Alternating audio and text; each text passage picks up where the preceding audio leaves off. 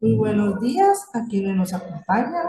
Es un gusto darle la más cordial bienvenida por parte de la Dirección de Inclusión de la Vicerrectoría Académica y del Centro de Enseñanza y Aprendizaje y Tecnología Educativa, CERT, al webinario titulado La inclusión es la brújula que dirige la educación, DUA, Diseño Universal para el Aprendizaje. En un mundo cada vez más diverso, es fundamental que nuestras instituciones educativas sean espacios inclusivos y acogedores para todos. Por esta razón, el día de hoy hablaremos un poco del diseño universal de aprendizaje, TUA, un modelo educativo que tiene como objetivo principal la implementación de un currículo inclusivo. A través de la ejecución de diferentes herramientas, se realiza un análisis y evaluación del currículo para identificar las barreras de aprendizaje y promover propuestas que permitan atender a los estudiantes tomando en cuenta sus fortalezas y áreas de oportunidad. Esto permite tener un currículo flexible que permite crear espacios de aprendizajes para todos y para todas en igualdad de condiciones. Dicho modelo proporciona una visión humanística, enfatizando la importancia de la individualidad del ser humano y en las características que lo diferencian del resto. En esta conferencia se propone explorar y compartir los avances más recientes, así como las estrategias exitosas que promueven la inclusión efectiva de estudiantes dentro del aula universitaria. Esperamos que sea un viaje de aprendizaje conjunto, donde la ponente compartirá sus conocimientos, experiencias y perspectivas. Se abordarán desafíos importantes y propuestas de cómo superar las barreras para garantizar que cada estudiante tenga la oportunidad de acceder a una educación superior de calidad. Expresamos nuestra gratitud a todos ustedes, los docentes y quienes nos acompañan por unirse a este esfuerzo colectivo en pro de la inclusión y la igualdad en la educación superior. Esperamos que esta conferencia sea una fuente de inspiración, aprendizaje y colaboración fructífera. Juntos podemos allanar el camino hacia un futuro en el que cada estudiante tenga la oportunidad de brillar y contribuir de manera significativa a nuestra sociedad. Expresamos nuestro agradecimiento a la magíster María Fernanda Jiménez, experta y referente tanto a nivel nacional como internacional, que generosamente comparte su experiencia y conocimiento para enriquecer el tema. Tengo el honor de presentarles, relatando de manera muy breve y sintética su currículo profesional. María Fernanda Jiménez Colindres es conocida a nivel nacional e internacional como una mujer emprendedora, especializándose en el área de la educación con enfoque de atención inclusiva. Es magíster y licenciada en psicopedagogía, egresada de la Universidad Galileo. Posee un técnico universitario en psicopedagogía y problemas de aprendizaje de la Facultad de Educación de la Universidad Galileo. Cuenta con un diplomado en aprendizaje socioemocional de ASE Avanzada USA y cursos en habilidades socioemocionales para docentes. Cuenta con más de 10 años de experiencia en intervención psicopedagógica de diversidad de necesidades educativas. Es catedrática universitaria de la Universidad del Valle de Guatemala y la Universidad Galileo, especializándose en cursos de psicopedagogía. Ha participado como conferencista a nivel nacional como internacional para diferentes instituciones, entre ellas la Fundación Pro Educación y Empleo, Fundal, Instituto Neurológico de Guatemala, Olimpiadas Especiales, Azcatel, Filwa, entre otros. Autora guatemalteca que ha publicado varios libros. Entre ellos se encuentran Retos para Grandes Pequeños Amigos, Encender la mente al conectarla con el corazón, y su más reciente publicación, La máquina de las emociones. Todos sus libros tienen como objetivo plasmar el amor hacia la inclusión, tanto a padres de familia, maestros, niños y niñas. Dejo entonces el espacio a la magíster Jiménez para conversar sobre el tema. Al final tendremos un espacio de preguntas. Muchísimas gracias por esa cálida bienvenida e introducción. Es para mí un honor estar hoy con ustedes y saber que nos une el amor genuino por la educación y que hoy, con el hecho de haber tomado la decisión de conectarnos, ya queremos cambiar y transformar la educación de raíz, porque eso es lo que hace la inclusión y es lo que vamos a descubrir hoy a lo largo de este webinar. Así que muchísimas gracias por unirse y por estar el día de hoy acá. Les contaron un poco acerca de mi experiencia profesional, pero ahora quisiera contarles acerca de mi mayor virtud y mi mayor fortaleza en la vida. Y por eso empiezo compartiéndoles una foto de cuerpo completo, porque ahorita solo me ve en la cabeza.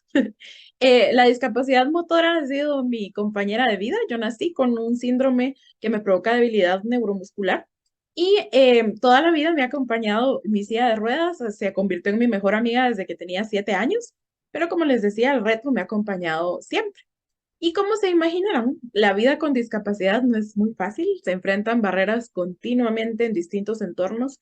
Peculiarmente mi vida escolar, en la etapa escolar, fue muy desafiante. Y durante todo ese tiempo yo me sentía muy distinta. Siempre me gusta explicarlo como una pieza de un rompecabezas en la caja equivocada, ¿verdad? Sentía como si todos encajaban, pero de pronto yo era muy distinta a los demás y no encontraba muy bien cuál era mi lugar. Conforme encontré mi vocación profesional, que ya les comentaron un poco ahí que es la psicopedagogía y la educación es mi verdadera pasión en la vida, empecé a encontrar este pensamiento y por eso quería empezar el webinar con esta frase, que la inclusión realmente es una brújula que nos indica cuál es el rumbo correcto en el que todos podemos estar mejor. Pero generalmente sabemos muy poco del concepto o lo hemos podido vivir tan poco que creemos que es algo ajeno a nosotros y que solo beneficia a determinada población o minorías, como se les suele denominar.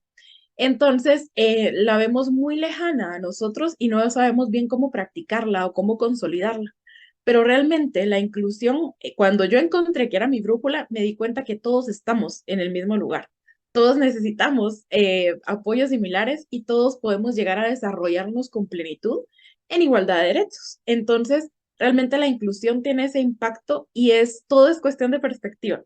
Si vamos a ver la diversidad como un obstáculo o por el contrario lo vamos a ver como una oportunidad de innovación. Y ahí es en donde radica la diferencia. Y es por eso que hoy nuestro webinar se centra en esto. La inclusión es la brújula que va a dirigir un nuevo rumbo para nosotros como educadores, que podamos realmente consolidar en nuestras aulas un entorno que sea apropiado, que derribe todas las barreras para que cada estudiante pueda llegar a conectarse con ese potencial que ya lo tiene ahí. Solo necesita los medios específicos para poder llegar a desarrollarse con plenitud. Y eso es lo que vamos a ir trabajando en esta línea. Por favor, a mí me encanta aprender de ustedes porque ustedes son educadores que ya tienen experiencia de muchísimos años y tienen mucho que enseñarme a mí también. Entonces, ahí les estaré haciendo preguntas y vamos a participar mucho. Si alguien tiene alguna inquietud o quiere hacer algún comentario, por favor, levanten su mano y pueden habilitar su audio, que me encantará escucharlos durante este espacio. Quisiera que ahorita hagan una pausa y observen sus huellas dactilares, extiendan la palma de su mano y observen sus huellas por ahí por unos segundos.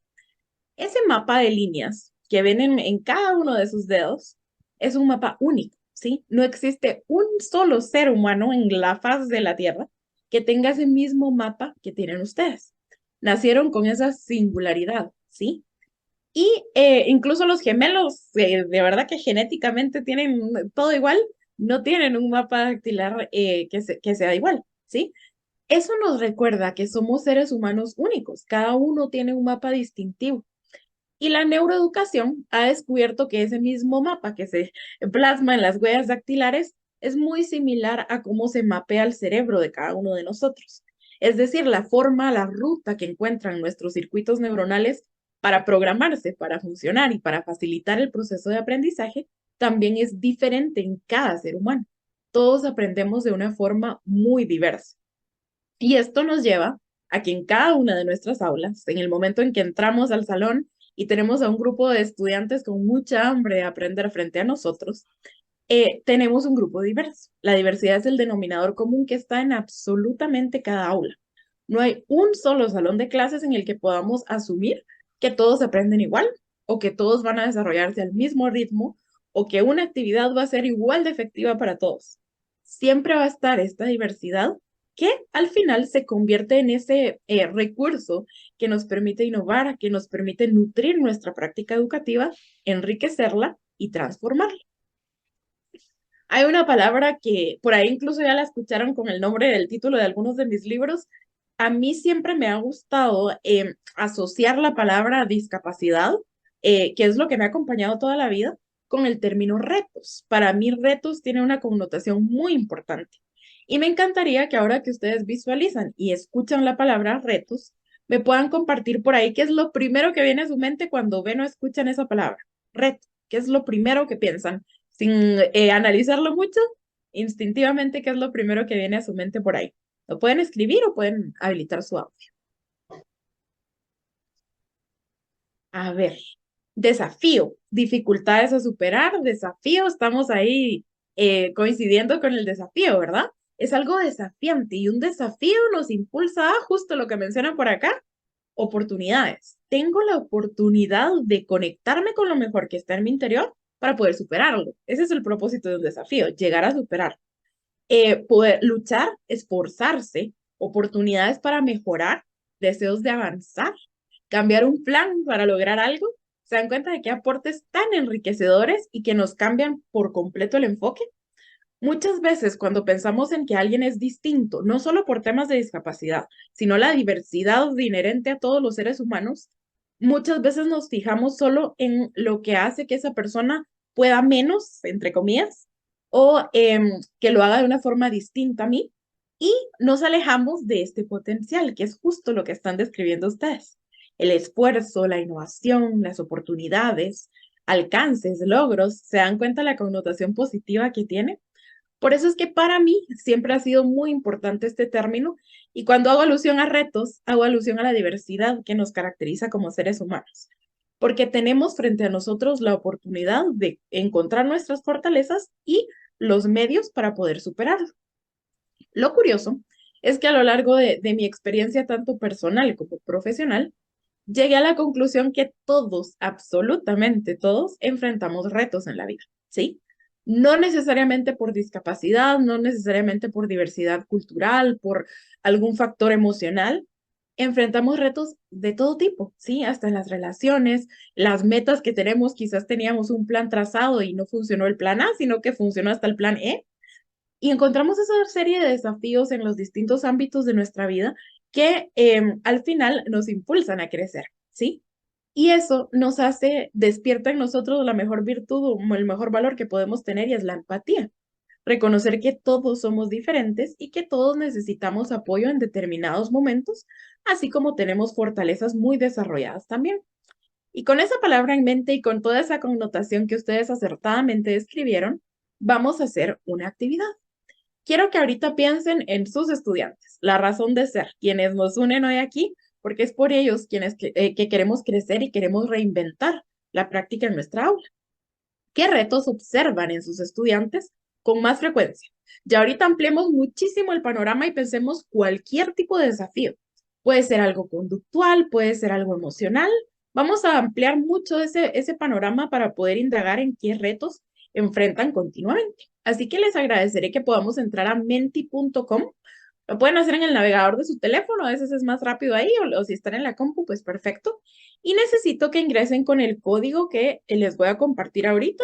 Es 4281-2812. Y ahorita se los voy a compartir también por ahí. Ay, Se los voy a escribir en el chat. Miriam, no mandó el link Mario. ¿Perdón? 4281-2812. Entonces ahí tenemos ya el link, el código para que podamos ingresar.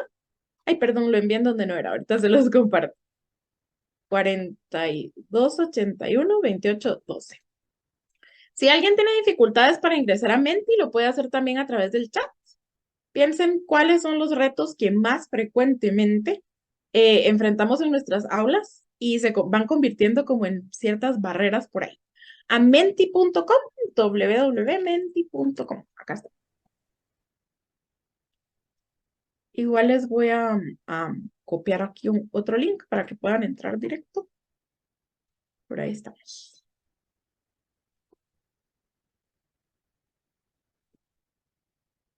Ahí pueden, con ese link también pueden entrar directo sin el código.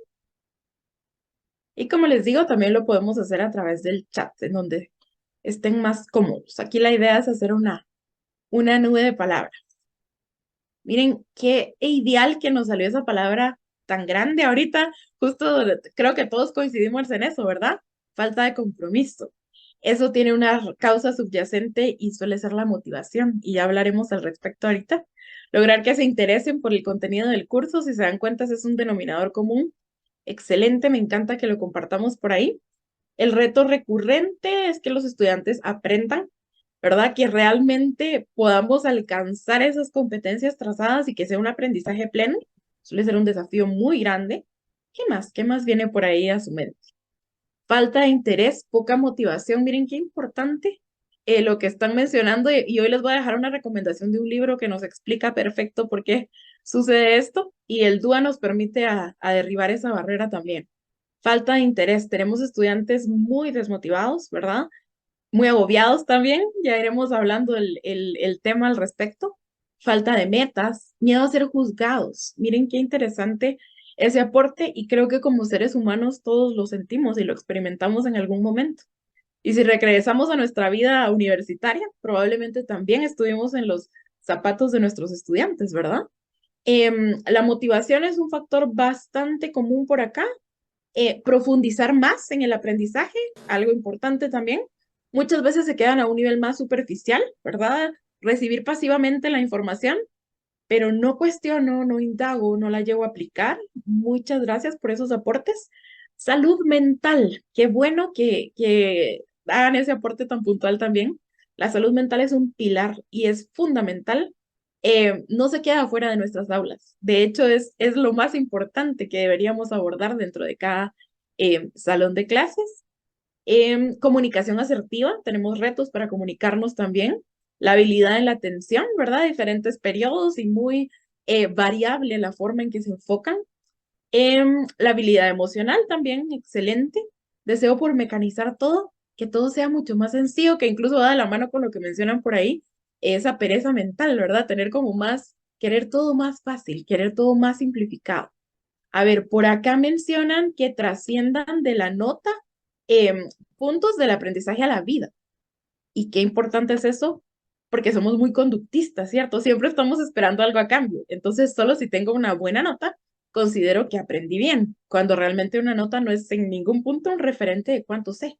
Entonces, se limitan a querer aprobar un curso con un número, pero como muy bien menciona por ahí Rudy, va más allá. Necesitamos que aprendan realmente para la vida. Gestionar las emociones, excelente por ahí.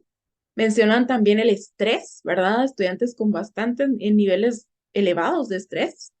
Qué excelente. Creo que ahí la mayoría ya estamos en sintonía, hemos encontrado denominadores comunes.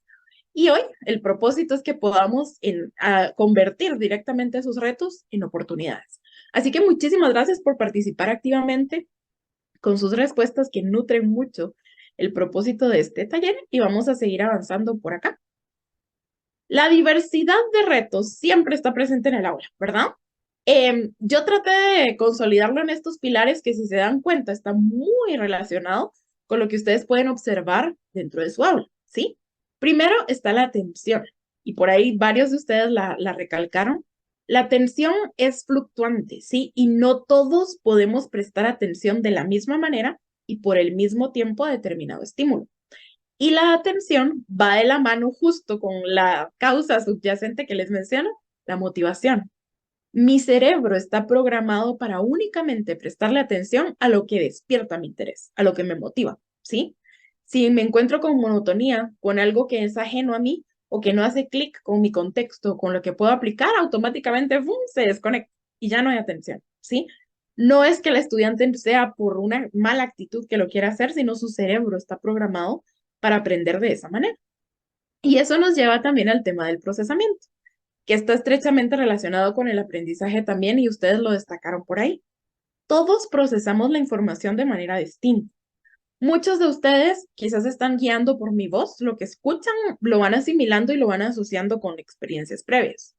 Otros quizás prefieren centrar su vista en las palabras que están en la pantalla y eso les ayuda a comprender de una manera más concreta el concepto, ¿sí? Para otros es mucho más práctico hacer. Entonces, quizás ahorita que interactuaron, se sintieron mucho más involucrados y comprendieron mejor el tema, ¿verdad? Entonces, todos procesamos la información de manera distinta. Y eso implica que también aprendemos de manera distinta. Por ahí decían ustedes, es muy frecuente que en los estudiantes universitarios el aprendizaje sea muy superficial. Y esto viene de un sistema educativo que tenemos que reformar desde sus raíces, desde los cimientos, porque a nivel escolar nos enseñaron con un enfoque tradicionalista muy mecanizado que se limitaba a repetir. Y en la universidad nos invitan a discernir, a cuestionar, a proponer. Entonces hay un abismo entre los años de formación que tuve y lo que ahora me piden en la universidad. ¿Cómo lograr construir un puente entre esos aspectos tan distintos? Luego tenemos la discapacidad, que es un tema muy común, mucho más común de lo que pensamos. Y quizás ahorita que ustedes están pensando en su aula o el grupo de estudiantes que atienden, pensarán, yo directamente aún no tengo estudiantes con discapacidad, aunque sí he podido visibilizar la diversidad dentro de la universidad. Porque eso es digno de aplaudirlo a la URL. Estamos abriendo las puertas hacia la inclusión y tenemos estudiantes con diversos tipos de discapacidad que vienen a aportar y a nutrir muchísimo, pero quizás todavía no ha llegado a nuestra aula y entonces pensamos, no, yo no atiendo a estudiantes con discapacidad. Hay muchos tipos de discapacidad que no son visibles, ¿sí? Empezando por el más común de todos, que es la discapacidad psicosocial, que se asocia con el concepto que puntualmente mencionaron ustedes, la salud mental, ¿sí? Todos los trastornos mentales que llegan a provocar dificultades y barreras en la participación activa se consideran como un tipo de discapacidad psicosocial. Entonces, quizás yo puedo caminar, puedo ver, puedo escuchar, pero tengo una depresión profunda, ¿sí? Y esa depresión se traduce en falta de motivación, falta de interés. No me importa nada, no tengo metas. Sí, estoy sobreviviendo, casi que en modo mecánico, pero la depresión no se ve. ¿Cómo podemos saber que realmente nuestro estudiante tiene depresión o tiene ansiedad? Entonces, siempre tenemos que tener en mente que la discapacidad no es algo ajeno. 1 de cada 10 personas en este país vivimos con discapacidad. Eso quiere decir que siempre está cerca alguien que tiene un reto asociado a alguno de estos tipos diversos de discapacidad. Otro aspecto muy importante es el contexto cultural y también a nivel socioeconómico. Y vaya si no tenemos desafíos en ese aspecto, porque si reconocemos la realidad del contexto de nuestro país, hay muchísimos desafíos, peculiarmente en el área socioeconómica y la estabilidad que tenemos como país. Por ahí escuchaba hace unos días que deberíamos de abogar también por la salud mental que la coyuntura provoca más bien la devastación que provoca en nuestra salud mental, ¿verdad? Porque vivimos en un contexto muy desafiante, muy inestable, y eso obviamente también se traduce en dificultades para poder enfocar la atención, para poder aprender. Y el origen que tenemos también implica en mi origen étnico, la diversidad cultural con la que me formé, los patrones de pensamiento van a ser muy distintos y van a hacer que yo procese y comprenda la información de manera distinta según las experiencias con las que he vivido. El género. El género también es una de las barreras más grandes a nivel de educación inclusiva porque hay mucha desigualdad. Es innegable que nuestro país todavía tiene una cultura y un patrón muy machista, ¿verdad? Donde se le da más prioridad al hombre y por ende, y eso es un fenómeno que pasa en cualquier aula, hay programas o carreras en las que ustedes entran y hay predominancia de hombres. Y hay programas más humanísticos, por ejemplo, en donde suele ser más predominancia de mujeres. Entonces tenemos como desigualdad pensando que existen ciertas carreras o ciertos patrones que se asocian o que son más favorables para un género y no para el otro. Y entonces eso implica que las oportunidades también suelen ser desiguales. Es algo muy importante tomar en cuenta también para poder convencernos de que no hay diferencias en el género. Puede tanto un hombre como una mujer desarrollar su potencial con plenitud. Algo que hay que traer a la mesa también y creo que muchas veces pasa desapercibido son las altas capacidades. Así como existen diferentes niveles de capacidad intelectual y algunos pueden estar por debajo de lo esperado para su edad, existen un porcentaje de la población que también tiene altas capacidades, ¿sí? Un desarrollo intelectual muy por encima de lo esperado, mucha hambre por aprender, aquel estudiante que lo cuestiona todo, ¿sí? Y que quizás ustedes tenían una ruta preparada y les dicen, no, eso no es así porque yo investigué esto y eso no funciona. Y de pronto nos deja un poco congelados de, ¿y ahora qué le contesto? Si yo tenía la idea de que sí era así, ¿verdad? son estudiantes que cuestionan, que tienen mucha creatividad, que se comprometen mucho con el proceso, pero curiosamente se ha descubierto que la educación tradicionalista los desmotiva mucho. Entonces, en muchos contextos sucede que incluso llegan a renunciar a sus altas capacidades para tratar de mezclarse mejor con la media de la población y no ser tachados de el que siempre pide más, el que siempre tiene la tarea, el que siempre saca 100, ¿verdad? O ya con términos incorrectos o las famosas etiquetas del nerd, ¿verdad?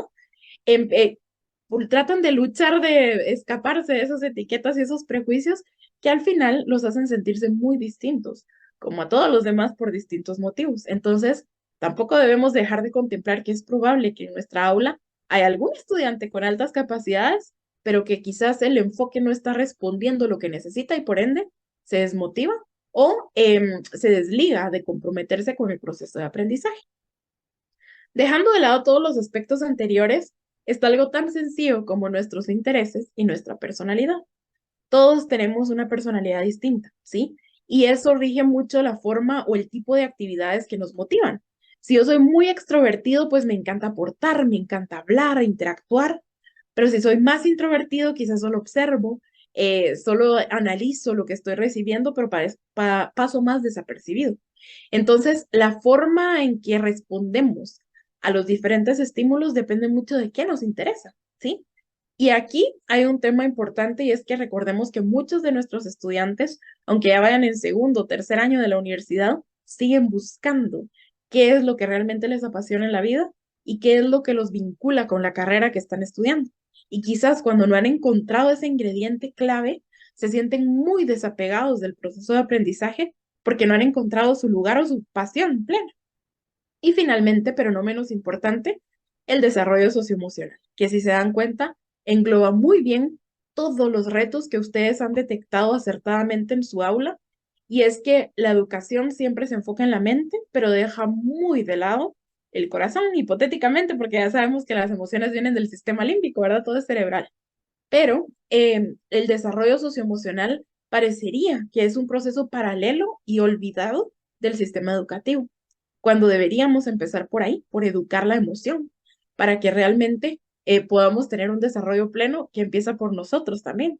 Si ahorita girara el foco y les preguntara a ustedes qué retos tienen ustedes, les aseguro que estaríamos muy apegados a los de nuestros estudiantes.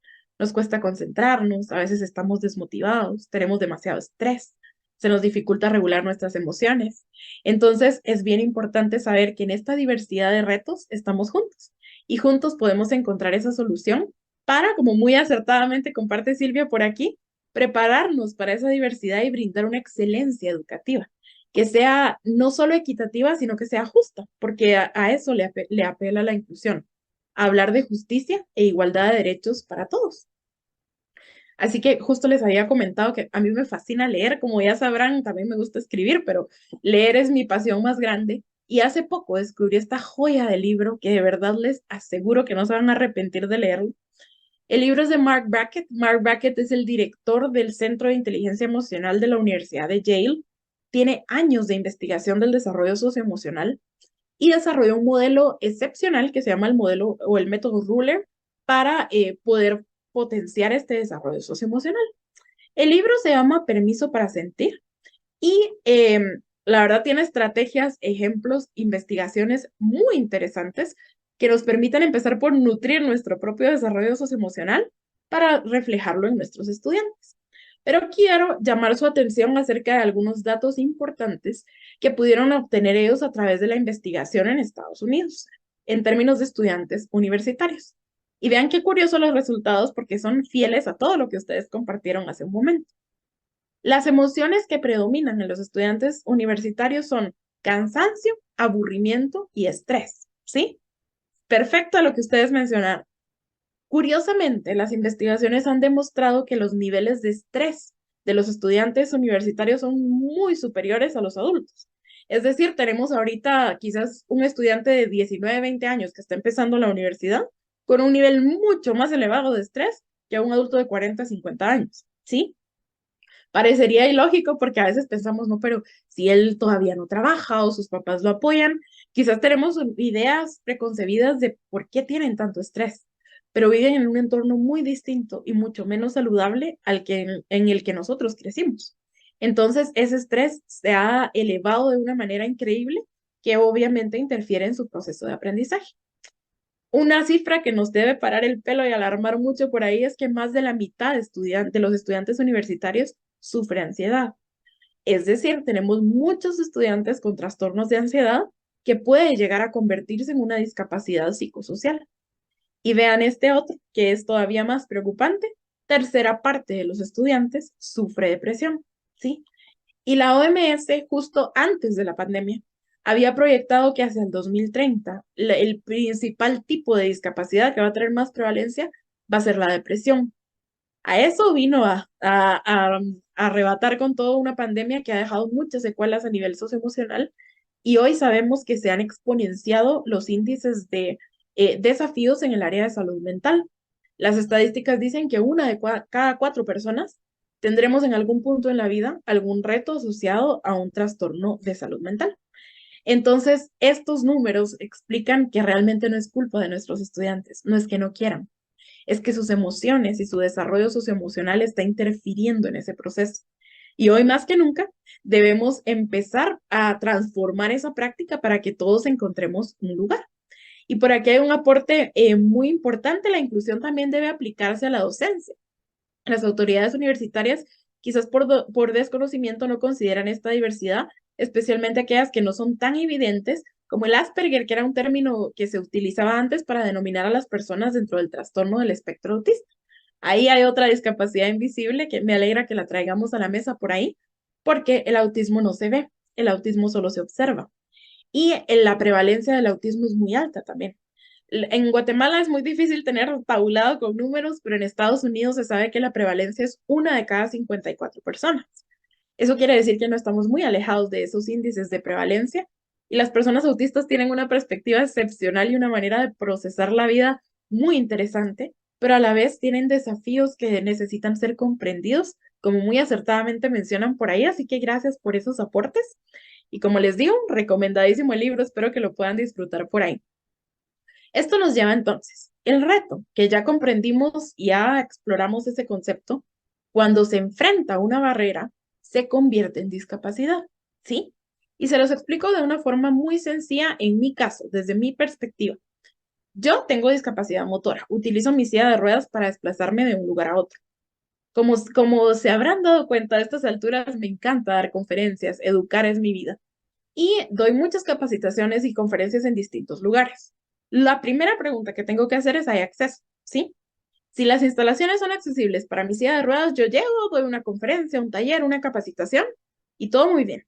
Si hay una sola grada, porque tengo una silla motorizada que no sube una sola grada, entonces no puedo entrar a ese lugar. ¿En dónde está la discapacidad? ¿Está en mí o está en la barrera que impuso el entorno? Si no estuviera esa grada, yo tengo la capacidad de poder desarrollarme y hacer ese proceso de capacitación o la tarea laboral que tenga asignada. Si hay una barrera arquitectónica en este caso, automáticamente esa combinación con el reto que a mí me acompaña se convierte entonces en discapacidad. La discapacidad siempre está en el entorno, no está en la persona, ¿sí? Una persona ciega con discapacidad visual, si yo le doy un material impreso en una hoja, ¿verdad? Impreso de la computadora, no lo va a poder leer, ¿sí? ¿Será que no tiene la capacidad de leerlo? Sí la tiene. Si yo le doy ese mismo material en un formato auditivo o en braille, si la persona domina braille, lo puede leer y lo puede comprender perfecto. Lo que no funcionaba era la barrera de acceso a la información, porque le di la información en un formato que no funciona para él. Lo mismo con una persona sorda, por ejemplo, con discapacidad auditiva. Si yo me limito a únicamente hablarle de manera verbal, a un ritmo muy rápido, y no utilizo ningún apoyo gestual y no domino la lengua de señas, esa persona no me va a comprender y no vamos a poder comunicarnos. Por el contrario, si entonces facilito eso, un tema como por ejemplo pintarse los labios, ayuda a que puedan leer mejor el movimiento de los labios para comprenderlo, domino la lengua de señas o utilizo subtítulos, por ejemplo, entonces voy a poder facilitar el acceso a la información. Lo mismo pasa con cada tipo de discapacidad. No es que la persona no pueda, es que el entorno impone barreras tanto actitudinales, que suelen ser las más difíciles de enfrentar, el desconocimiento, el prejuicio, que te vean con lástima o que te tachen del aquel estudiante que es problema, el que no puede, el que no quiere. Ahí es en donde empieza esa barrera que puede llegar a convertirse entonces en una discapacidad. Y entonces esto nos lleva a que antes de poder ya adentrarnos en el tema del DUA, tenemos que comprender qué es inclusión. Y es una palabra que afortunadamente cada vez se escucha más, va en auge y en diferentes entornos la escuchamos, pero se vive en muy pocos entornos. Entonces, me gustaría que me compartan qué conocen, y ojo que no es examen, no hay pregunta ni, no hay respuesta correcta ni incorrecta, pero ¿qué comprenden ustedes por inclusión? ¿Cómo la definen? Y hoy cuando vieron el título del webinar, algo les llamó la atención, y entonces, y eso hizo que estuvieran acá. Entonces, me encantaría que me compartan por ahí qué comprenden como inclusión.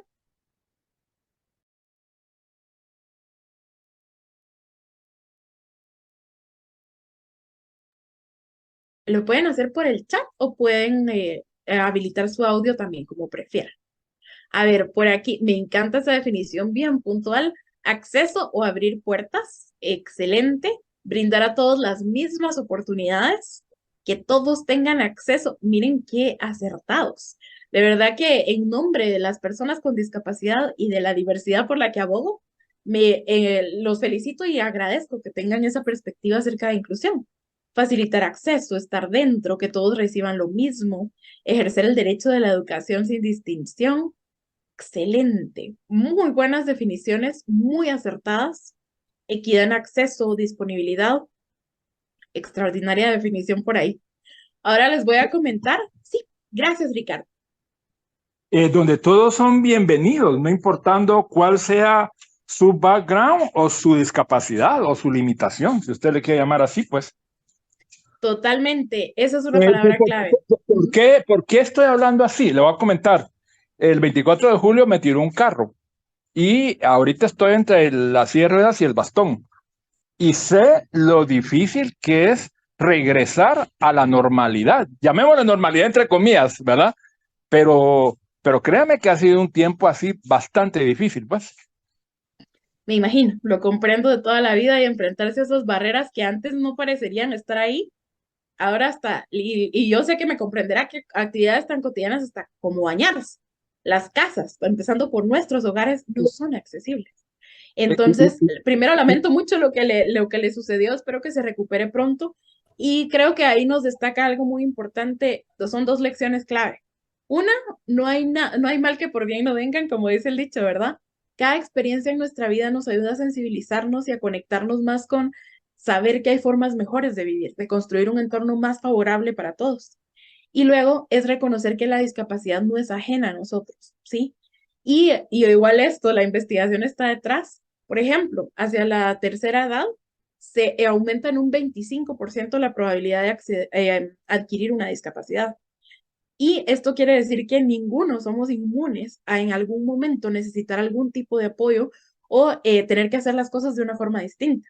Entonces, abogar por la inclusión es abogar por todos. No es solo pensar, solo el 10% tiene discapacidad, sino es pensar, es construir un mundo mejor para todos los que estamos en esta sociedad. Gracias, Rudy. Yo apuntaba la palabra reconocer al otro, que el otro me reconozca, que reconozca yo al otro, no simplemente que lo acepte. Y lo hago en analogía que del tema de los hijos bastardos, ¿verdad? De cómo a veces el hijo, por el papá o la mamá, pues, generalmente es el hombre, ¿verdad? Acepta que es el hijo, pero no le da el apellido, no lo reconoce. Entonces, en esa analogía quiero ver la trascendencia de lo que significa incluir al otro, llegar a reconocer. Gracias.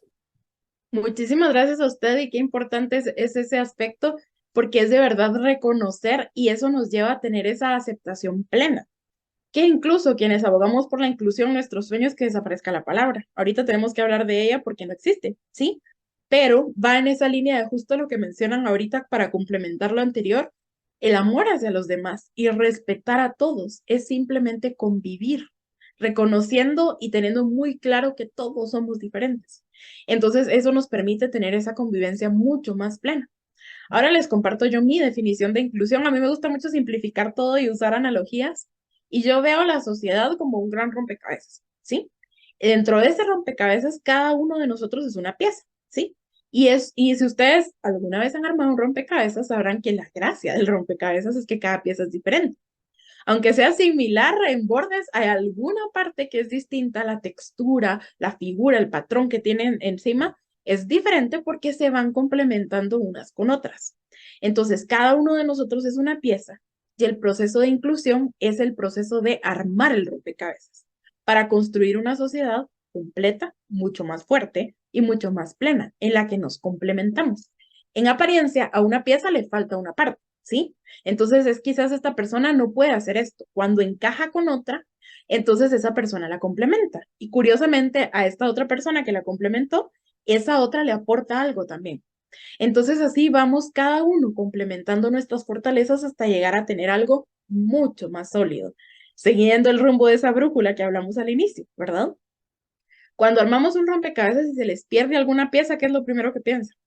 Esto ya no sirve, ¿sí? No sirve, no tiene sentido. ¿Por qué como sociedad sí tiene sentido que dejemos piezas fuera? Ahí hay algo que está mal y que no funciona, ¿verdad? Y eso nos lleva a comprender cómo ha sido la evolución de la inclusión. Empezamos, bueno, antes de esto hay un factor que es la exclusión, dejar por completo fuera a las personas con discapacidad o con cualquier tipo de diversidad, que va mucho más allá de discapacidad, como ya hablamos. Segregación. Asumimos que la mayoría de personas son grises y las personas que tienen colores distintos, entiéndase cualquier motivo de diversidad que ya vimos, sí tienen derechos, pero deben estar en un lugar aparte, ¿sí? Con los que son de colores similares a ellos y que ahí sea su proceso educativo.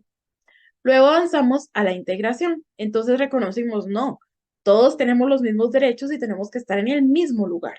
Entonces empezamos a integrar. Pero ojo, en el aula, todos los grises hacen lo mismo y tienen las mismas actividades de aprendizaje. Pero los que tienen colores distintos igual se agrupan dentro de esa misma aula y hacen algo diferente acorde a sus fortalezas porque no pueden hacer lo mismo que los demás. Entonces, mientras todos los demás están, qué sé yo, desarrollando una investigación, estas personas que tienen un color distinto simplemente se van a limitar a observar algunas imágenes, ¿sí? Eso lo podríamos trasladar a un contexto universitario, pero pensándolo en un contexto escolar, es el clásico ejemplo de que todos están sumando y restando y a ese niño lo dejaron jugando trocitos en una esquina, ¿sí? Porque pensamos que los que tienen colores distintos no tienen la misma capacidad que los grises. Ya estamos más cerca de la inclusión, pero integración no es lo mismo. Inclusión es, no me importa de qué color eres, no importa qué ritmo aprendes o cuál es tu nivel de habilidad, tienes un lugar acá y no existen barreras para ti, para que te puedas desarrollar con esa plenitud. Entonces, en esa línea es que justo se empieza a consolidar un proceso de educación inclusiva y ahorita vamos a empezar por desmitificar un poco qué conceptos tenemos acerca de ella. Entonces, denme un segundo por acá, les voy a compartir la pantalla y un link en el que necesito que por favor votemos con toda sinceridad. Ahorita les comparto el link. Necesito que respondan, son preguntas muy sencillas por ahí, para que podamos ver los resultados, ¿verdad? Les voy a ir leyendo ahí las preguntas en lo que responden. Las personas con discapacidad no pueden desarrollarse a nivel universitario, ¿verdadero o falso? Se necesitan recursos demasiado complejos para lograr la inclusión y la educación inclusiva solo pueden desarrollarla profesionales de esa área. Entonces, por ahí son esas 3 preguntas sencillas y respondamos con sinceridad con relación a lo que conocemos, a lo que hemos vivido y a lo que podemos observar en nuestro entorno por ahí.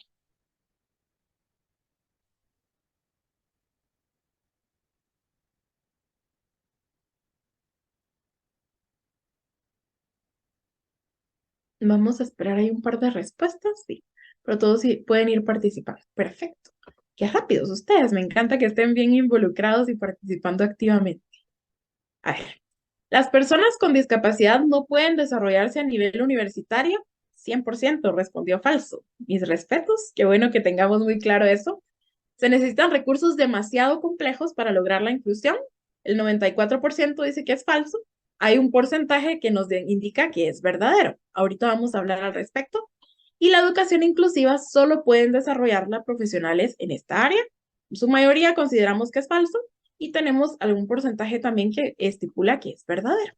Vamos a analizar entonces ahorita estos aspectos. Muchísimas gracias por responder.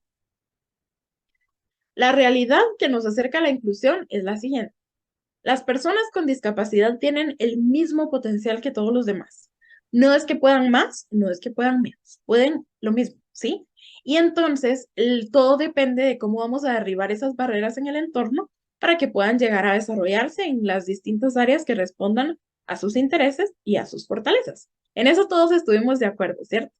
Ahora, mucho nos hacen creer que la inclusión requiere de un presupuesto altísimo y que se necesitan de recursos muy especializados y muy específicos que hacen que sea inalcanzable, ¿sí?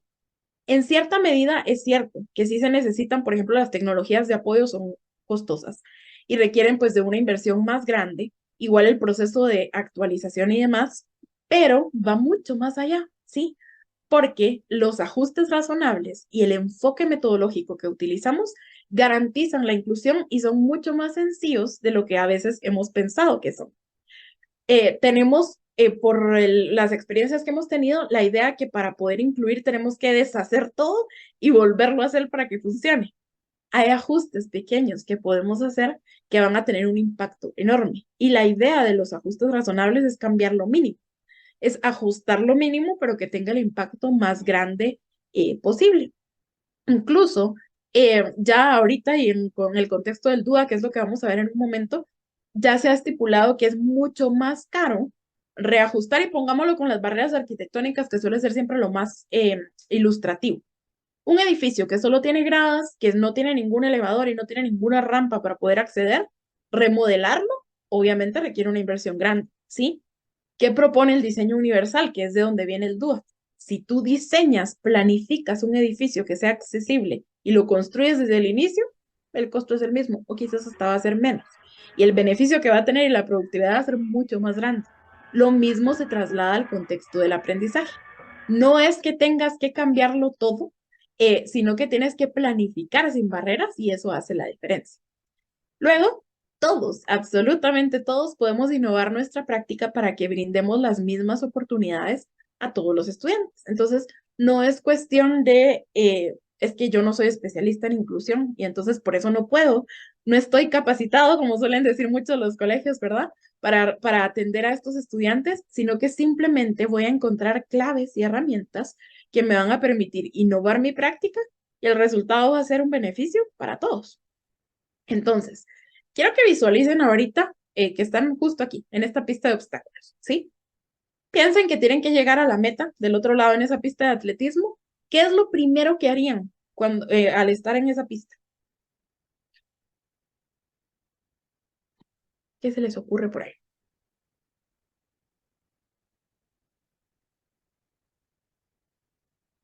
Ya con el deporte, si no sabemos, estamos perdidos. Solo pensemos hipotéticamente, ¿verdad? ¿Qué es lo primero que harían? Buscar el obstáculo que pueda pasar. Perfecto. Ahí está la clave. No empezaría a correr solo así, ¿verdad?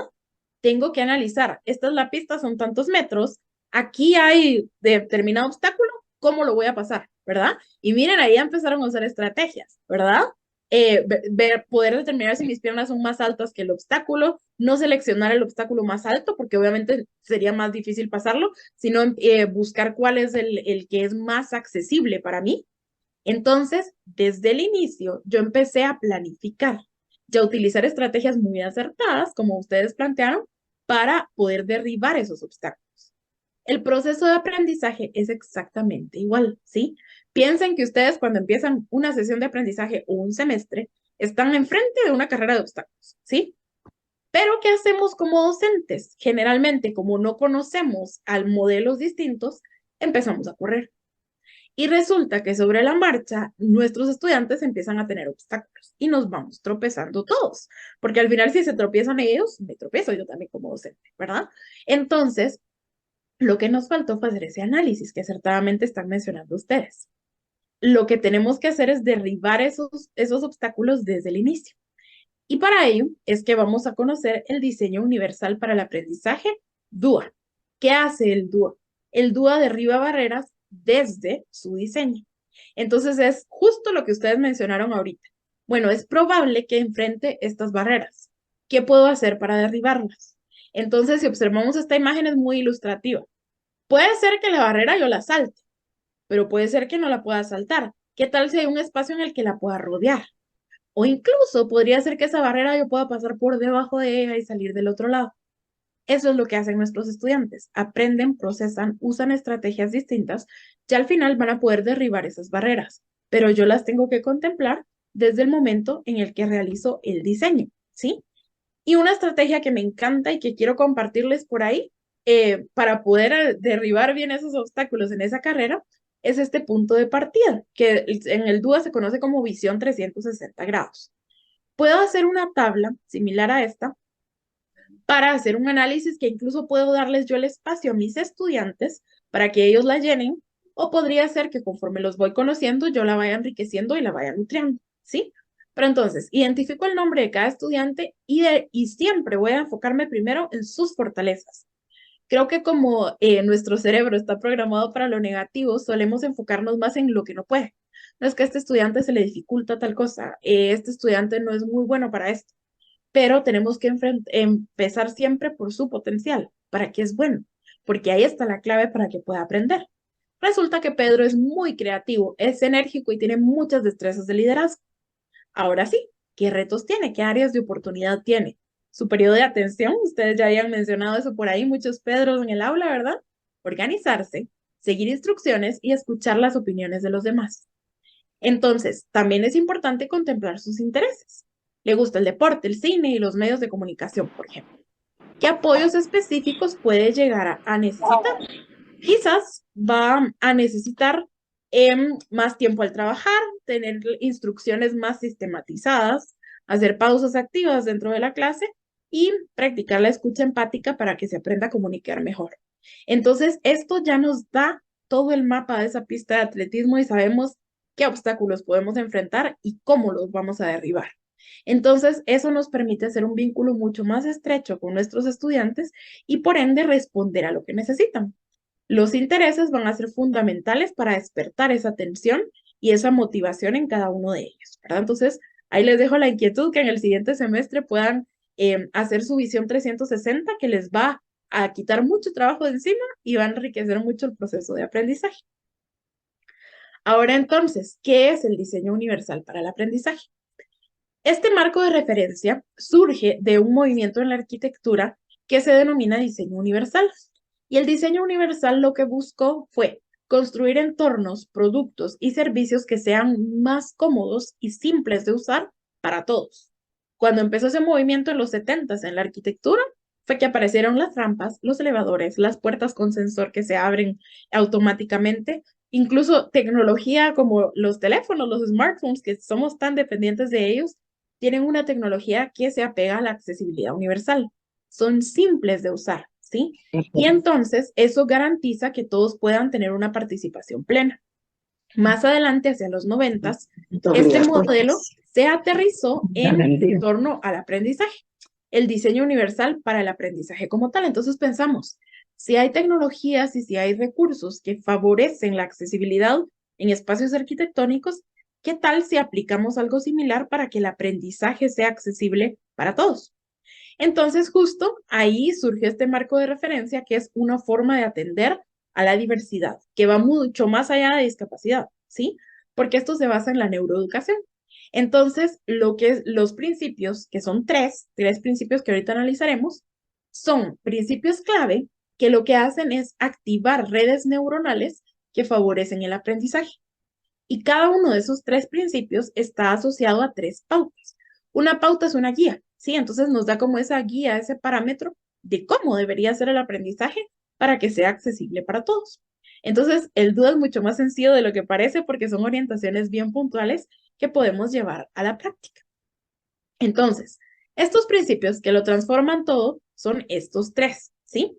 El primero son las redes afectivas, que es todo lo que les decía, todo el sistema límbico, todo el área vinculada a las emociones. La neuroeducación ha descubierto que para poder aprender, lo primero que necesitamos activar es las emociones, tener una conexión y un vínculo emocional con lo que estamos aprendiendo. Y ahí la clave de lo que mencionaban ustedes, desmotivados. Pensemos, ¿por qué estarán desmotivados? ¿Será que encuentran un vínculo con su experiencia personal, con su vida cotidiana? ¿O lo ven como un proceso muy ajeno que no despierta ninguna emoción en ellos? Probablemente ahí ya tendríamos nuestra primera respuesta.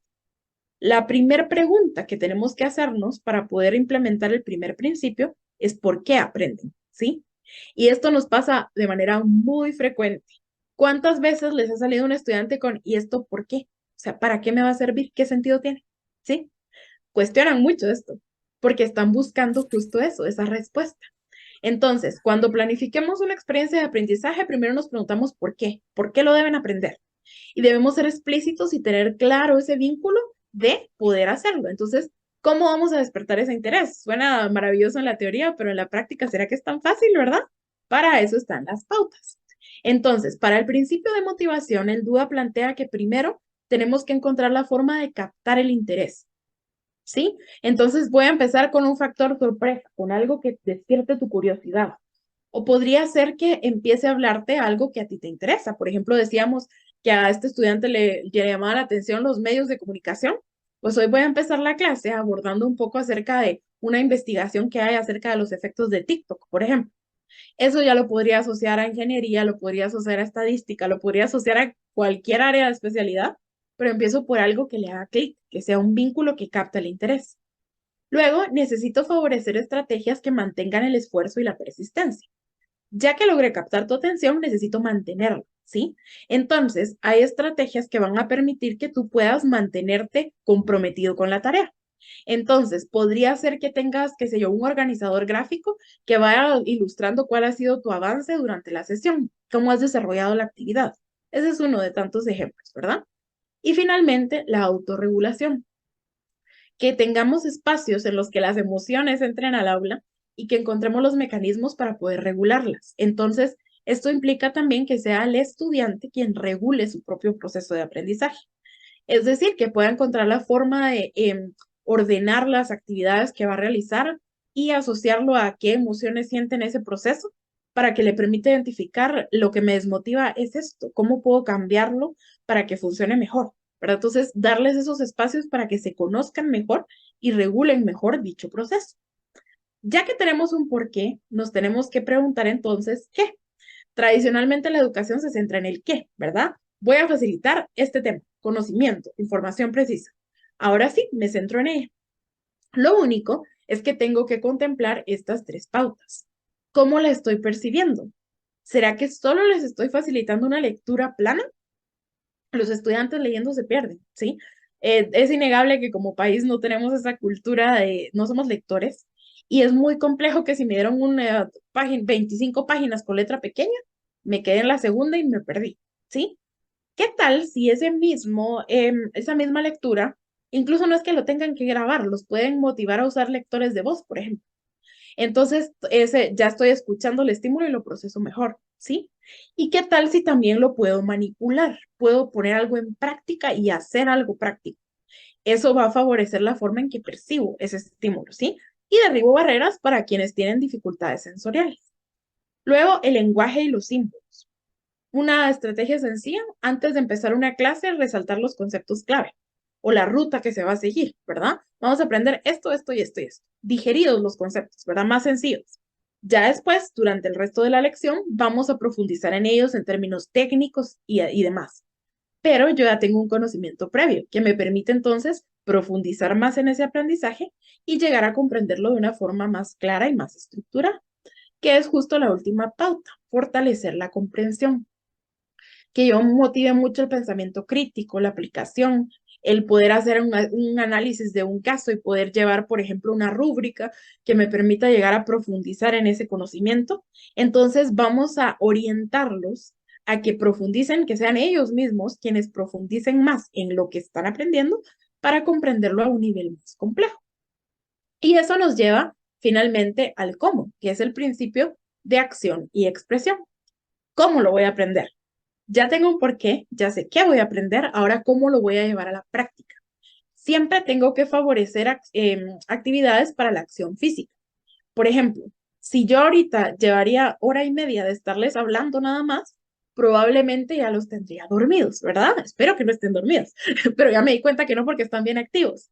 Eso es la interacción física, ¿sí? La acción física.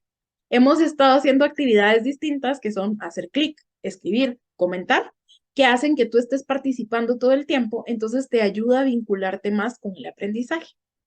Y luego está la pauta de expresión y comunicación.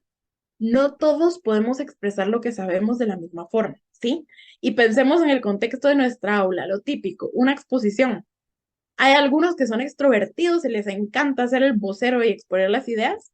Hay otros que jamás hablan en clases y tienen dudas, jamás preguntan y los ponen a hacer una exposición y se petrifican enfrente de todos y solo se están tronando las manos y comiendo las uñas y no tienen la seguridad para poder expresarse de esa forma. Puede ser también que, por ejemplo, nos encontremos en el tema de las evaluaciones, que yo te pido, desarrolla un ensayo de 3 páginas con lo que comprendiste. Y la redacción es un talón de Aquiles para mí. Pero si te lo explicara con palabras, resulta que te doy una explicación mucho más clara que en un ensayo. Pero la forma en que me estabas pidiendo que demostrara lo que yo sé, representa una barrera. Entonces, diversificar la forma en que ellos expresan y comunican lo que aprenden, favorece que todos puedan encontrar el mecanismo que responda a sus fortalezas. Y finalmente, las funciones ejecutivas. Cada experiencia de aprendizaje tiene que ir vinculada con estrategias, que ellos puedan diseñar estrategias específicas, que puedan planificar, organizarse, ¿sí? Entonces, no es tanto darles todo ya estructurado, sino cómo puedes resolver esto, qué estrategia utilizarías, ¿sí? Y un ejemplo de ello es la pregunta que les hice de los obstáculos, ¿sí? Si se dan cuenta ahí, ustedes automáticamente tuvieron que poner en acción las funciones ejecutivas para empezar a resolver y tener esa flexibilidad de, bueno, si la situación fuera así, ¿qué estrategia usaría? ¿Sí? Entonces, en esa línea va esta última pauta. Ahora, esto se estructura en un cuadro más completo, que es el que pueden observar en la pantalla, en donde nos dan ya las pautas específicas para los puntos de verificación asociados a cada pauta, ¿sí? Aquí tenemos cada uno de los principios. En verde está la motivación, luego tenemos representación y acción y expresión. Y aquí vemos de este lado que están identificados como puntos de verificación. Eso, traduzcámoslo, es como una lista de cotejo.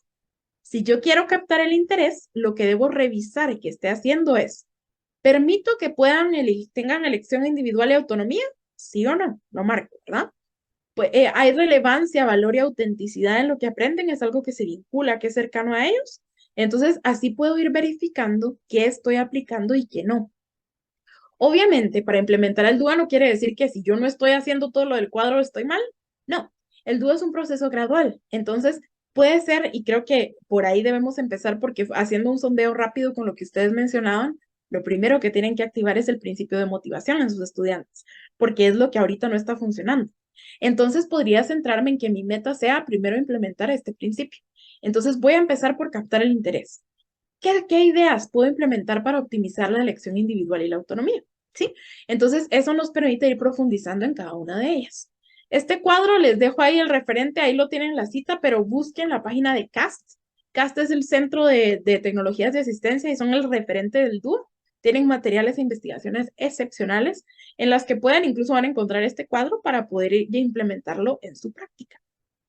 Así que, ahora que ya tenemos una noción clara por ahí, les voy a compartir también este otro recurso que se llama la rueda del DUA. Ahorita les voy a compartir el link para que la puedan tener ahí para ustedes.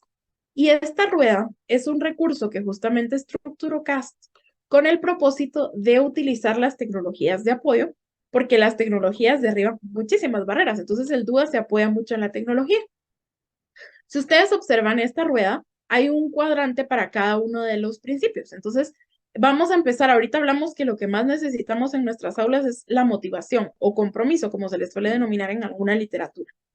Aquí hay cada una de las pautas de este principio y tenemos aplicaciones, ¿sí? Entonces están hipervinculados, ustedes hacen clic ahí y pueden llegar a explorar distintas apps que permiten favorecer la implementación de ese recurso, ¿sí?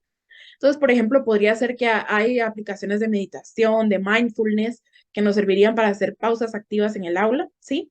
Si yo quiero que expresen lo que saben de forma distinta, no voy a pedirles que todas las tareas sean escritas, sino que les voy a dar la libertad de que produzcan un video o que la presenten como un podcast en audio, por ejemplo. Entonces, aquí hay aplicaciones que nos permiten diversificar la forma en que expresan, en que procesan también los estímulos y que podemos empezar a implementar en el aula. Obviamente estos no son los únicos recursos que hay. Vaya, si no la pandemia vino a darnos lecciones magistrales de todas las aplicaciones y tecnología que hay, pero es importante que las podamos incluir dentro de nuestras lecciones para nutrir y derribar barreras para todos. Entonces, ahí les dejo ese recurso para que lo puedan explorar y utilizar. Y ahora lo que vamos a hacer, vamos a transformar los retos que identificamos en nuestros estudiantes hace unos momentos en oportunidades. Nos vamos a organizar en salas, ¿sí? Y cada una de las salas tiene un reto asignado. Ahorita se los voy a compartir. La idea es que ustedes compartan ideas de cómo aplicarían el DUA para convertir ese reto en oportunidades. Entonces, enfóquense en un principio y en una pauta. Por ejemplo, digamos que lo más efectivo considero ahorita que sería el principio de motivación. Quiero captar el interés. Piensen desde sus distintas especialidades, porque todos imparten clases en carreras muy diversas, qué estrategia podrían usar para captar el interés. Entonces, seleccionen un aspecto específico y así lo podemos generar ideas concretas. Entonces, esto nos va a dejar como un banco de ideas que nos permita llevarlo a la acción en nuestra aula. Entonces, ahorita les voy a compartir por acá, lo vamos a hacer en una página que se llama Jamboard. Tenemos poquitos minutos para hacerlo, así que son ideas breves, no crean que es un examen muy grande ni muy complejo, pero la ventaja que tiene Jamboard, si en alguna ocasión lo han usado, es que hay diferentes formas de poder representar la información también. Entonces, por ejemplo, aquí les puse el reto de la sala 1. Si a ustedes les tocó en la sala 1, se van al primer slide. Estudiantes con dificultades para prestar atención y organizar su pensamiento para desarrollar una actividad académica de manera exitosa. ¿Qué puedo hacer? ¿Verdad? Entonces, ustedes solo hacen clic aquí en el post-it y ahí pueden escribir y lo agregan para poder ir generando sus ideas, ¿sí? Algo sencillo. Como les digo, no tenemos mucho tiempo para terminar, pero creo que tenemos mucho que aportar. Ahí está el reto de la sala 2, de la sala 3 y la sala 4. Entonces, ahorita les voy a compartir el link para que podamos acceder y yo voy a estar alternando en las salas para poder darles ideas también de qué podemos implementar en la práctica, ¿sí? Entonces, denme un segundito por acá y les voy a compartir el link. Y ahorita voy a organizar las salas. Recuérdense que ahí está el número de sala, el reto correspondiente a cada una. Y vamos a organizarnos ya. Y perfecto. Ya podemos trasladarnos a las salas. Muchas gracias. Ya estamos por acá. Excelente, muchísimas gracias. Solo estoy dando un par de segunditos a que se incorpore el resto. Ahorita se cierran las salas y ya estaremos todos de vuelta. Eso es lo bueno de Zoom, que nos teletransportan en segundos. Vamos, listo. Bienvenidos de vuelta. Muchas gracias por participar activamente. Por ahí estuve escuchando sus aportes en las salas y muy acertados. Vamos a verlos de manera un poco rápida, ¿verdad? Por cuestiones de tiempo, pero me encanta que aportaron ideas bastante diversas para cada uno de los desafíos por ahí. Entonces, aquí al estudiante con dificultades para prestar atención, por ejemplo, miren qué ideas tan originales y tan innovadoras que permiten captar esa atención. Hacer ejercicios de basta en algunos momentos de la clase con conceptos claves se puede hacer para profundizar en ellos y generar discusión. Utilizar herramientas en el móvil que les lleve a construir, estar participando, ¿verdad? Involucrándose. Tener una meta clara en el día que permita dar esa sensación de logro, excelente. Utilizar mapas conceptuales, podcasts, videos, conocer las fortalezas y debilidades, excelente. Aprovechar el móvil para que investiguen, y eso es bien importante y me gusta el enfoque que le están dando, porque muchas veces le huimos al hecho de que tengan que usar el teléfono, y yo sé que obviamente no lo van a estar utilizando para distraerse o hacer algo que no tenga sentido, pero enseñarles que es una herramienta de aprendizaje también es muy importante por ahí. Y vamos a ir avanzando. Estudiantes con dificultades de visión y concentración a leer páginas con texto muy pequeño y saturado, utilizar diversidad de elementos audiovisuales, colocar los asientos al frente, ¿verdad? Una distribución más favorable para la comunicación, generar preguntas de interés que tengan una respuesta más clara, ¿verdad? Usar dispositivos y aplicaciones para generar interés en el tema, trasladar el texto a imágenes, incluso hay aplicaciones que lo hacen, ¿verdad? Y ahora la inteligencia artificial, vaya si no aporta en ese sentido, realizar los textos más importantes resaltar los textos más importantes para llamar la atención. Eso es una estrategia fundamental del DUA, ir destacando en lo que tengo que enfocar más mi atención y en lo que tengo que profundizar más. Utilizar mapas mentales, excepcional, muy buenas propuestas por ahí. Aquí tenemos estudiantes desmotivados que manejan inseguridad al exponer sus ideas ante un grupo. Muchas gracias. Realizar actividades, gracias a ustedes por los aportes. Realizar actividades graduales en donde se expresen, y miren eso, que perfectamente aplicada el DUA.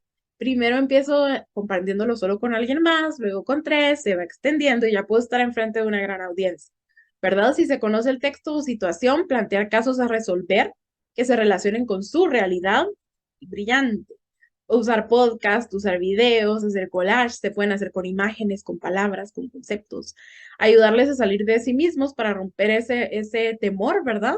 Que se sientan comprendidos, que se sientan seguros y que en algún momento todos estuvimos ahí, ¿verdad? Muy importante. Que hagan prácticas de exposición en grupos pequeños para que no se sientan intimidados. Brillante, muy bien aplicado también. Ahora vamos con la sala 4. Estudiantes con dificultades para analizar a profundidad. Desarrollan los procesos de manera muy superficial y repetitiva. Excelente. Aquí ya estamos vinculando metodologías activas. Aprendizaje basado en problemas, videos o canciones que se vinculen con ese tema. Incluso los ritmos ayudan mucho a vincularse con una información y recordarla después. Actividades lúdicas, al aire libre. Esto nos relaja a todos, ¿verdad? Hasta nosotros como docentes. Utilizar herramientas de simulación para un aprendizaje más práctico. Excelente. Y partir de la experiencia personal. Brillantes todos esos aportes, muchísimas gracias por compartirlos. Si se dan cuenta, el DUA no es tan complicado como parece, ¿verdad? Ahorita ustedes tuvieron una primera aproximación, principios y pautas. Eso ya me da la idea para que yo genere mis propias ideas. No es que tenga que cambiar mi metodología, ni que sea una metodología muy rígida, que tengo que aplicarla solo de una manera escrita en piedra. No, es muy flexible y lo que nos da son orientaciones para que generemos nuestras propias ideas y enriquezcamos nuestra práctica. Al final, el punto de todo esto, ¿qué es? ¿Beneficiar a solo a los estudiantes que tienen discapacidad o alguna dificultad? No, el propósito es que enriquece las experiencias de aprendizaje y beneficia a todos. Entonces, al final, vamos a tener esa educación de calidad que acertadamente mencionaron al inicio y el resultado, pues obviamente va a ser muy enriquecedor. Así que gracias por esas lluvias de ideas muy interesantes y muy atinadas. Así que abro el espacio por acá. Creo que aquí nos vamos a quedar porque ya no me va a dar tiempo de la última actividad, pero me encantaría que me comenten si tienen alguna pregunta, algún comentario, alguna duda, cómo el DUA viene a enriquecer nuestra aula y piensan que lo pueden implementar para el beneficio de todos. Dejo aquí el espacio para que podamos comentar y preguntar. Todas las dudas son bienvenidas por ahí. Gracias por los comentarios también al respecto. Me alegra que haya sido una sesión muy amena y práctica, sobre todo para poder implementarlo. ¿Alguien tiene alguna pregunta o alguna duda? ¿No? Por el momento no, muchas gracias. Perfecto. Entonces estamos... Gracias, Vilma. Miren, yo solo comentarle, para mí ha sido muy interesante porque mi trabajo es en el área de matemática. Es un área poco inclusiva, digámoslo ahora sí, ¿no? A mucha gente le causa dificultad, entonces ha sido un motivo de mucha reflexión el tratar de encontrar cuál es el camino por el que mejor podemos acercarnos o permitir que esas personas que tienen dificultad se acerquen. Muchísimas gracias, Vilma, y qué importante que lo mencione porque justamente ese es un desafío, hay como mucho bloqueo en esa área, ¿verdad? Que Así es. históricamente por el sistema educativo nos han hecho tener mucha ansiedad al respecto. Yo me incluyo en esa rama, ¿verdad? No es que no pueda, sino que la ansiedad, las emociones que se involucran, hace que lo veas más complejo de lo que es. Entonces, justo con esa apertura y esa calidez que lo menciona usted, va a encontrar rutas nuevas para que primero sus redes afectivas se activen y se den cuenta que no es algo intimidante, que al contrario es muy ameno y que puede encontrar herramientas para poder enriquecerlo. Así que me alegra mucho que así sea. Muchísimas gracias, María Eugenia. Gracias a ti. Gracias. Muy buenos días. Muchas gracias por la por la plática, muy interesante todo. A mí me gustaría saber si nos podía dar algunas otras referencias o dónde podemos encontrar más sobre esto para educarnos un poco mejor, ¿verdad? Y tal vez ir entrando en los recursos y las actividades que em, este sistema propone. Muchas gracias. Claro que sí, me alegra que sea de mucha utilidad y como les decía, les voy a escribir de nuevo al referente que esta página es la mejor, se llama CAST, incluso CAST tiene un canal en YouTube en donde hay videos, por ejemplo, de evaluación diversificada de cada uno de los principios aplicados. Si se nos facilita aprender a través de video, ahí hay muchos materiales audiovisuales y también en esa página encuentran investigaciones con todos los datos de neuroeducación que tiene detrás, estrategias para la implementación y demás. Entonces, ese es un excelente referente al respecto. Y es probable que también les llegue por ahí a la universidad un curso, porque justo estaba estructurando un curso para el consorcio de universidades, así que creo que todas las universidades van a poder acceder a él. Y ustedes ya cuentan también con un curso, tienen un MOOC, si no me falla la memoria, acerca del DUA. Así que contacten aquí a Andrea, les podrá dar más información al final porque tienen ya un curso estructurado como universidad acerca del diseño universal para el aprendizaje. Así que vamos con Vivian. Gracias. Licenciada, buenos días. Nada más agradecerle por la forma como abordó el tema. Tiene mucho conocimiento, mucho desenvolvimiento y la verdad para mí es de motivación verla que ha superado cualquier obstáculo. Ya me la imagino usted en la universidad con su silla o con todos los compañeros. Lo que es ayudándole, la felicito y la agradezco. Y también me encantó que la psicología es parte fundamental en la educación. Y ojalá que siempre nos siguieran partiendo de estas capacitaciones con personas tan preparadas para seguir aprendiendo, porque yo soy nueva en la universidad y me encanta aprender. Y mi pregunta es, ¿tiene alguna referencia de libros o siempre como lo que es la aplicación o los videos en YouTube de CAT? ¿O nos pudiera proporcionar algún link de algún libro en especial para su formación o algunos que en su trayectoria ha ido adquiriendo que nos han servido mucho a usted para que nos pueda brindar a nosotros también ese aporte? Gracias, licenciada. Muchísimas gracias a usted por sus palabras, las valoro mucho y me alegra que haya sido enriquecedora. Ahorita les voy a, porque ahí veo que están pidiendo el link de CAST, lo voy a buscar ahorita y se los voy a compartir para que puedan acceder a ello. Ahí hay vínculos a libros también. La única desventaja es que mucho material está en inglés, pero también hay vínculos a material en español.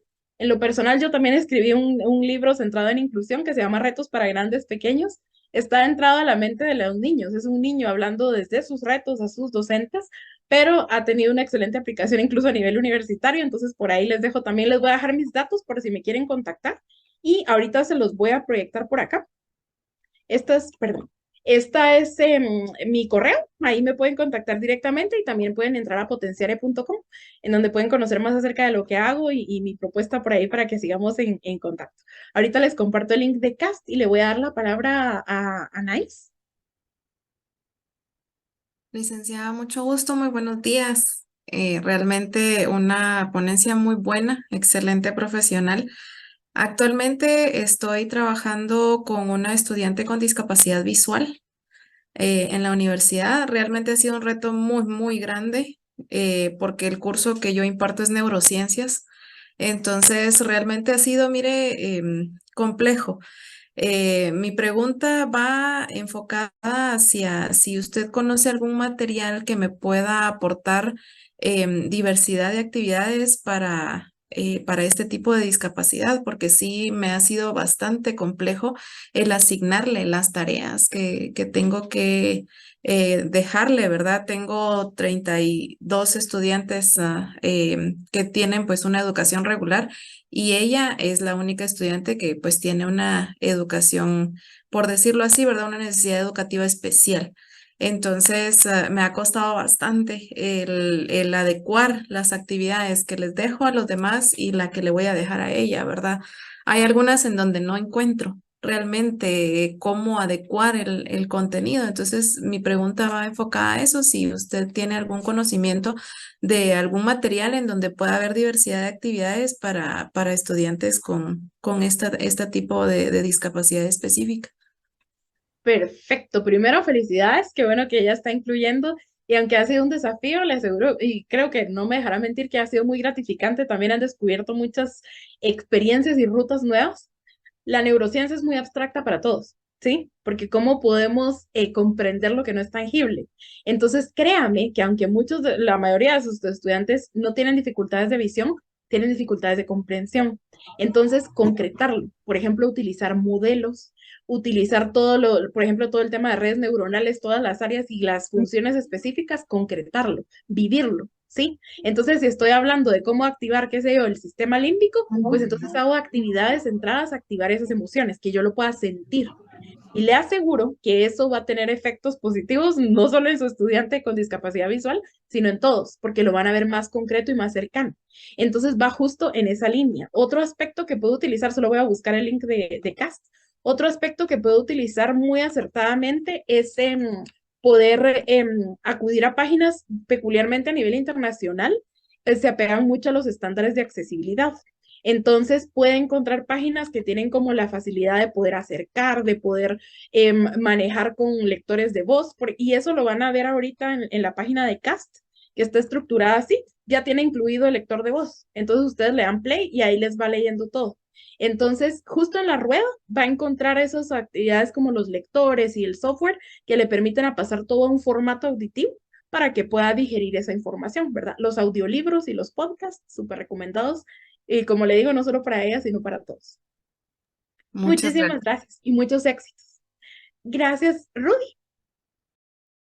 Como lo han dicho varios, un reconocimiento a esa chispa, esa energía con la que hace las cosas, que contagia ya desde ella, el enganche, gracias, y la facilidad, y lo sencillo y lo rico que de los tips que nos ha dado, al punto que, como preguntaba, no sé si va a ser posible tener la grabación ahí para que, como de esos estudiantes que necesitamos volver a recuperar, ¿verdad? Las explicaciones de alguna de las diapositivas que presentó, de apropiarnos así. Gracias. Muchísimas gracias por sus palabras. Yo no sé responderles si tendrán acceso a la grabación, pero espero que sí, porque está siendo grabada. Entonces, por ahí Sí, alguien me apoyará para decirles si se las van sí, a fíjese facilitar. que sí, buena tarde a todos los docentes del SEAT en la página del SEAT en el canal de YouTube. En unos días se estará subiendo la grabación, entonces ahí podrán tener acceso para que la puedan otra vez visualizar. Perfecto, muchísimas gracias. Y por ahí estaban pidiendo mis datos de nuevo, aquí se los comparto. Muchísimas gracias. Manolo. Sí, buenas tardes. Saludos desde Shela, María Fernanda, y realmente la felicito. Está excelente, fue excelente la plática y dan ganas de volverla a escuchar.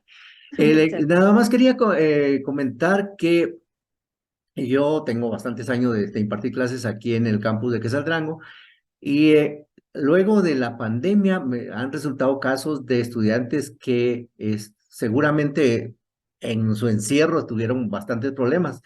El más reciente fue el caso de una niña que agarró su móvil y yo me acerqué a ver qué estaba pasando y tenía el pelo sobre el móvil y entonces estaba desesperada. Y cuando le dije, ¿qué le pasa? Entonces se quitó el pelo y vi que estaba con un juego. Entonces ese juego la tenía totalmente inmiscuida en él y estaba, por supuesto, no estaba poniendo atención a la clase, ¿verdad? Y entonces hablé con ella y me dijo, no, no, no, no, y se salió y se fue a encerrar al baño. Entonces tuve que pedir ayuda ahí a la enfermería para que la fueran a ayudar y estaba en una crisis ahí que muy, muy nerviosa, pero era a raíz del juego. Y la vi en otras sesiones donde estaba otra vez con eso y yo le decía, a ver, le voy a guardar su teléfono. No, no, no me lo quite, no me lo quite, pero ahí tenía un juego de esos como, no sé ni qué juegos, pero esos muñequitos, ¿verdad? El asunto está que esos casos también son frecuentes luego de la pandemia, porque también los móviles ayudan bastante, pero pueden causar problemas a los estudiantes. Esa es un caso que creo que se puede abordar en algún otro taller, María Fernanda. Muchas gracias. Excelente. Primero, muchísimas gracias a usted y a todos los que están escribiendo sus comentarios, de verdad los valoro muchísimo. Y mire, qué importante que mencione eso porque justo la pandemia, los dispositivos son adictivos, están diseñados, o sea, lo que hacen es que segregan dopamina e inmediatamente usted tiene una gratificación al utilizarlo, entonces son adictivos.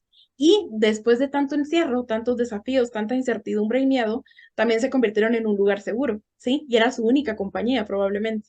Entonces es una adicción. Quitárselo es quitarle la seguridad. Entonces, qué importante es poder hacer como ese desprendimiento gradual y como hablábamos. No, definitivamente no es autorizado que utilice el juego en la clase y que pase jugando en lugar de estar estudiando, ¿verdad? Pero ¿cómo podemos aportar y encontrar que tu teléfono es más que ese juego que te tiene adicta, ¿sí? O más que el TikTok, que todos nuestros estudiantes son súper adictos a TikTok, ¿verdad? Entonces, ¿cómo puedes encontrar fuentes de neurociencias en TikTok, ¿sí? No todo es malo, hay que saber encontrar cuál es el camino para hacerlo y orientarlos, porque ahorita ella tiene una visión así de túnel, ¿verdad? Solo encuentro esto, porque esto me da paz o esto me da seguridad, pero si me amplían el foco, entonces me voy a sentir más segura, incluso comprendida, ¿verdad? Entonces, pero sí, definitivamente es algo que se podría abordar en otro taller, así que muchísimas gracias por su aporte. Muchas gracias. Gracias a usted y muchísimas gracias a todos. Entonces, creo que si no tenemos más preguntas, yo me despido, pero de verdad agradezco todo lo que me enseñaron hoy, su apertura, sus comentarios que se quedan ahí alojados en mi corazón y les deseo muchos éxitos para que todos podamos construir este sueño de inclusión para que no sea un sueño y se convierta en una realidad en nuestras aulas. Quedo a sus órdenes y siempre será un gusto acompañarles en lo que pueda. Muchas gracias, licenciada. Ha sido un gusto compartir con usted. Bendiciones. Muchas gracias. Lastimosamente el tiempo se nos ha agotado. Estamos seguros de que muchas preguntas encontraron respuestas hoy. Otras muchas nos quedarán de reflexión para continuar nuestro viaje hacia la inclusión. Esperamos que esta conferencia haya sido informativa y útil para ustedes y que puedan llevar consigo las herramientas y conocimientos necesarios para promover la inclusión de los estudiantes a su práctica educativa. Trabajando juntos podemos crear un futuro más inclusivo y equitativo para todos.